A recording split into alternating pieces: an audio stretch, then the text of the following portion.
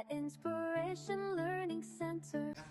亦係我數學科主任張 Sir 同大家見面嘅時間。今日我哋要講嘅係分數嘅乘法。我哋要知道分數乘法亦都係5年班上學期一個好重要嘅課題。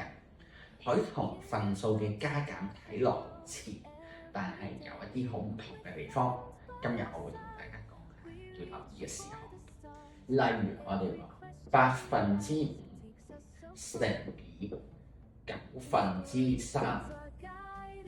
好啦，我哋話加減嘅時候，我哋係會將呢兩個分母通分母變成雙樣母，但係乘數係唔需要咁做，反而我哋係需要將分子同分子相乘，分母同分母相乘，變成5乘以3 15，8乘以9 72。呢個係標準嘅分數乘法要做嘅方法。第二樣我哋要注意嘅係，如果我哋呢一個分母同分子之間係有任何可以去弱減嘅地方，例如我哋今次係呢一個4分之2咁樣先算啦。